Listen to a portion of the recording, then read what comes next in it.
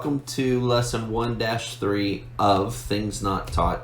One of the things I want to cover, and it's a big deal, and we're kind of in this first section, which is an intro section, and in really understanding what you're walking into. I want you to understand that high school has a lot of extra things to do. It's a carryover a lot from what you've experienced. Maybe you play sports, maybe you're in drama, maybe you're in choir or band or something like that. But that's going to amplify a bit, and it's going to get a little more specific. I would always say, yes, you have the ability to do everything. But I would also always say, start zeroing in on those few things that you really, really value and you want to progress in. You can always switch over at some point, but try not to load too much in your boat from the get-go. Try something, though, right? And there's some benefits to those. Those are called extracurriculars. Okay, now extracurriculars means it's outside of the classroom, but you should take advantage of it. If it's sports, play sports, man. Become the best ball player you can, golfer, tennis, oh my gosh, volleyball. There are so many sports that you'll see at high school that you should try.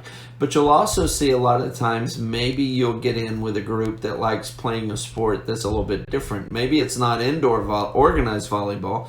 Maybe it's outdoor volleyball where somebody sets up a net. Find those opportunities. Maybe it's ultimate frisbee. Man, I love ultimate frisbee, and I've played that for years. So start a group. Even though you can't be in organized sports, maybe you could do your own thing.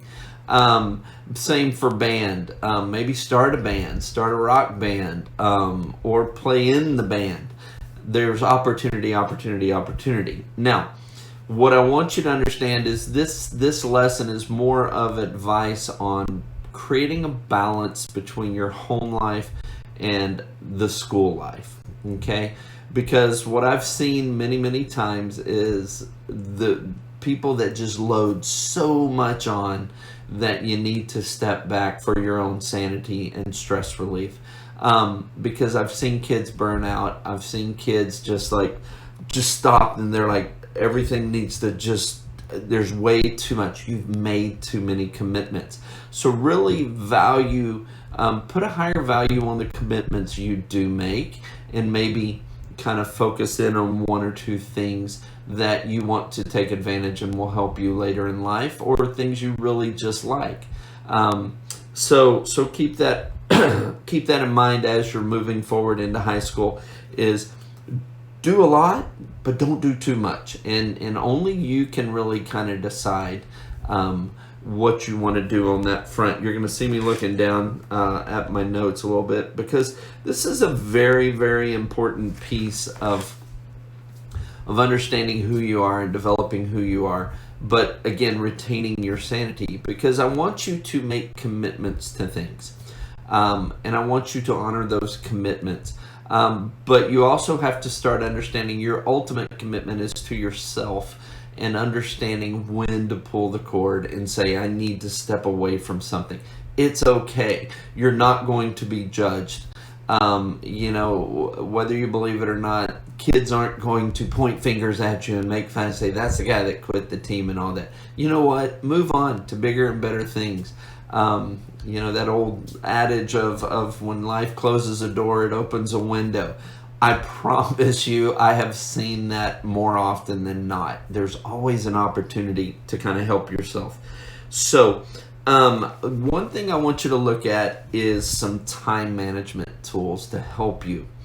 One thing, you may have sports, you may have class, you will have homework, all of these coming in. The best way to manage those is to make a plan on a weekly or a daily basis where you understand exactly where you need to be and what you need to contribute to those items each day. But write it down. I don't care if it's on note cards, I don't care if it's on paper, if it's on computer, somewhere. Write down, this is what I need to do. It's a to-do list. That's all it is. And when you truly start visualizing this to-do list, you'll start to see how much of your life really you're giving away. You're making life for yourself, but you are giving a lot of your time away. And that's what I want you to realize. You have only certain hours in the day that you can really commit to certain things. And all of a sudden, if you're out of what's called bandwidth, I can't do anymore. That's what you really need to control. Okay, so number one, write down what you need to do. Okay, when you can visualize it, it's helpful. Number two, some good advice I got and what I heard is don't rely on motivation to do things, because if I wait and I wait to be motivated to do something, man, that's something I'm dealing with feelings and I've got to be ready to do it or I'm not going to do it. When you write things down like I have to do this, knock them out. And many times write down the most distasteful thing first. Get that off your plate. Because as you progress on those items, that to-do list, that plan, you're going to find that you're going to find that you're enjoying it at the end of the day, and it just kind of changes your psyche just enough that I think you can go to bed with a little less stress.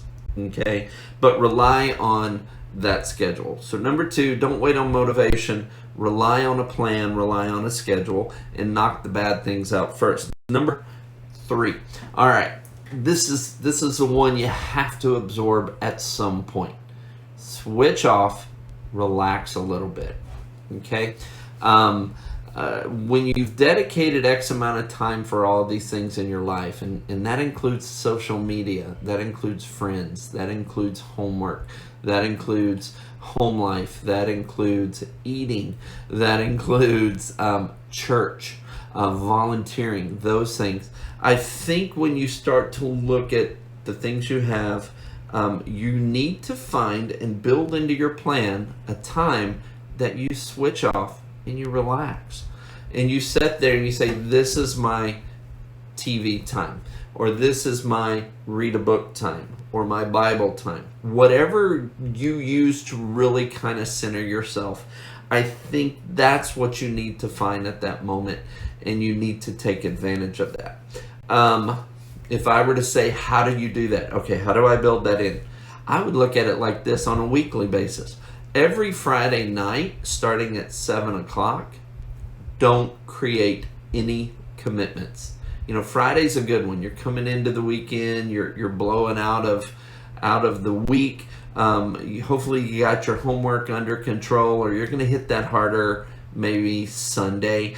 And Friday's always a good time to just look around at the people around you and say, let's just chill and let's sit here and learn about each other, or visit or socialize.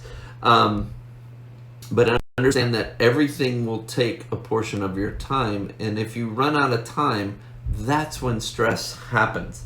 So take advantage of that and kind of spread the wealth around. Okay, don't. The last thing I would say is chunk. The word is chunk things in your life. Everything, you can look at everything as a time sink. You need to find out, and that means you're putting time into something. Find the things that you're going to get the most benefit out of, and concentrate on those. Maybe give them a little more time. You know that your education's going to pay off for you in the future. So study hard first, then go to your phone with social media. You know, I've seen cases where people will study and they've got their phone on FaceTime with their friend who is studying at the same time. And those are some other tricks I'm going to talk to you about later on. But understand that everything will take time, and time is that one thing you will never get back. So you have to treat it like money. You don't just arbitrarily walk out and start throwing dollar bills around. So your time, don't arbitrarily throw your time around. Make sure it's giving something back to you. Anyway, 1.1-4 is on its way. We'll see you next time.